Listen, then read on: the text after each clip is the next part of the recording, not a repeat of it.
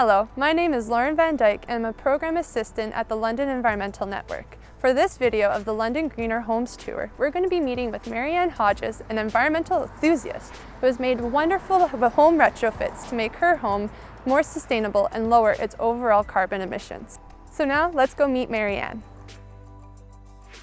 So Marianne, I can see that your yard is lush and green and there's some solar panels up on your home. There's obviously been some home retrofits that have been done. Tell us more about yourself and exactly this wonderful home you have.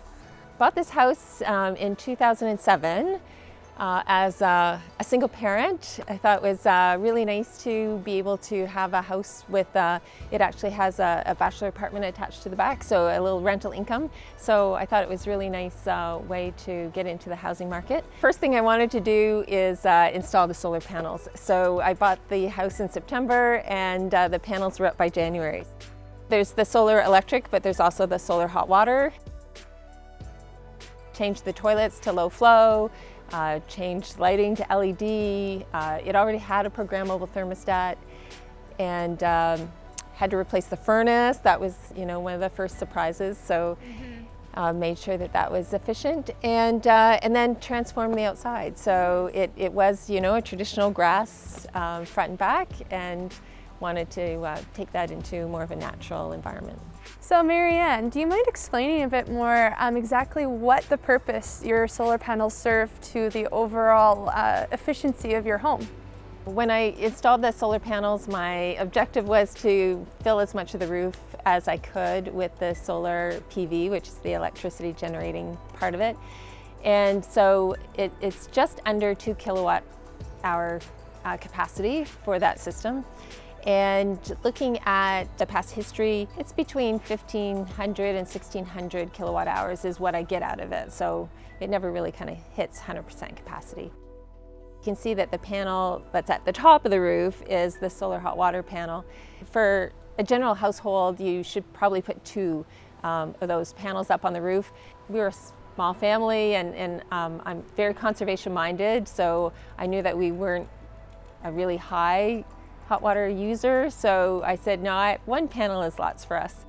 Back in January 2008, the panels went up, and they cost around $17,000 fully installed, and I know that I generate about $1,200 a year in generation of the electricity, so getting the $1,200 a year gives the project about, I think I figured about a 14-year payback. So it's pretty much hitting its payback period right now. Awesome. And how much longer do you think the lifespan of these solar panels have?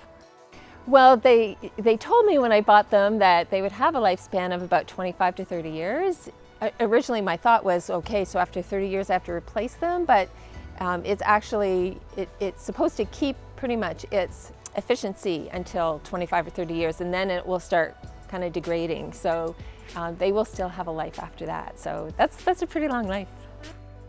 So Marianne, this box right beside you here, it's connected to the solar panels up on the roof. Is that correct? Yeah. Awesome. So explain more. That's really just the whole gist of the solar system, is that the power comes down the outside wall and just comes through the building here and feeds into this inverter, which then feeds into this this yellow electrical wire that takes it out to the meter.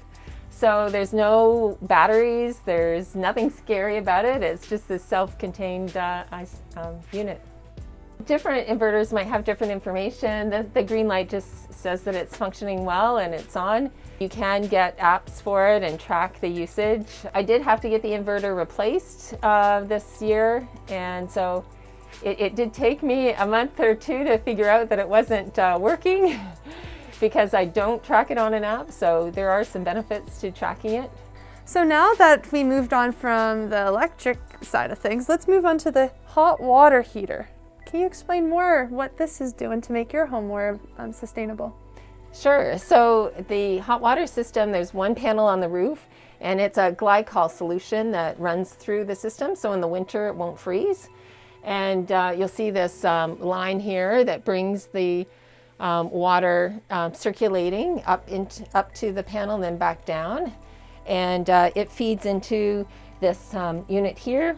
It does like a heat exchange with the water in the tank, and you can see that here it gives you a reading of what the temperature differential is. So it's quite warm up on the roof right now. Here this gauge is telling me that the water in the hot water tank is currently at 50 degrees Celsius, or 53. So I can tell if it is heating it. And if there's been a few cloudy days, I could see, that gauge might go down a little bit to say that it's not really working as well. But that's kind of like the peak that I would see it is about 50, 55 degrees. Nice. And then if there was ever anything that happened to this tank, there are shut-off valves, so I can bypass this whole system and the water can just flow directly to the regular hot water tank if I needed to. So Marianne, I see a second hot water tank here. Do you mind explaining how this is connected to the one that we saw in the other room? Yeah, so this is your typical hot water tank that was original to the house. So it would either be gas-fired or electric, and the other tank is what you call a preheat tank. So when water gets used, hot water gets used, it then refills the tank with cold water. So in this case, it would, instead of bringing cold water in, it takes water that's already heated by the solar system. So it reduces the amount of energy required to keep the tank hot. At this point, I would not replace it with another gas-fired tank. I would replace it with an electric tank, again, just to keep that carbon footprint down. And I might even make the tank smaller, because in my view, like the tank's there to make sure you have enough hot water for your shower or your bath, whatever you're doing. But we already have a large hot water tank that's preheated, so it doesn't need to work as hard to keep the water hot. So. And that's where a lot of your energy use is keeping that hot water hot. So by reducing the size of the tank, I think is another benefit and another cost savings. So now, Marianne, we're back at where it all started, where your inspiration for your home retrofits came from, your furnace. Do you mind explaining how your furnace is being more efficient for you today? Sure. Well, when I first bought the house, the furnace was quite old and in need of replacing, and there was certainly an incentive from the Eco Energy Retrofit Program to replace it with a high energy efficiency unit. And one of the things that I had read about at the time is to make sure that your furnace has a DC motor as opposed to an AC motor. So I was looking back at the utility bills from when I lived here versus when different tenants have lived here, and it really is driven by what your habits are. So I was very conscious about turning the temperature down at night and turning it down during the day when we weren't around.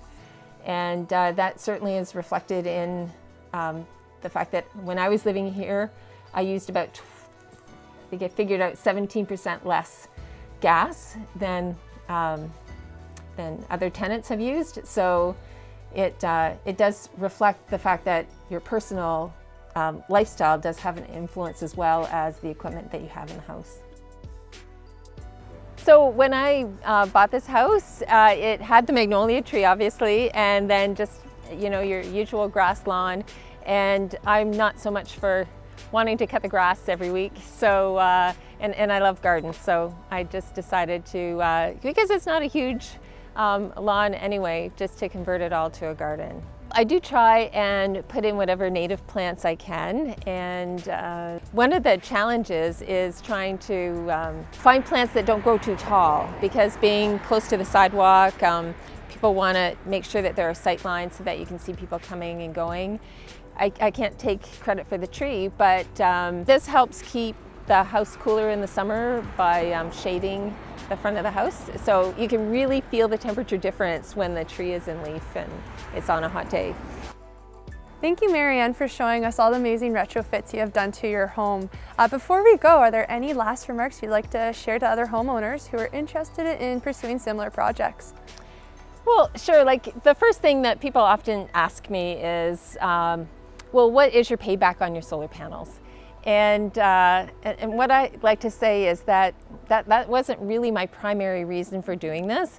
My primary reason is that I come out here every day and see the back of the house, And every day I get to look at those solar panels, and it just brings me joy.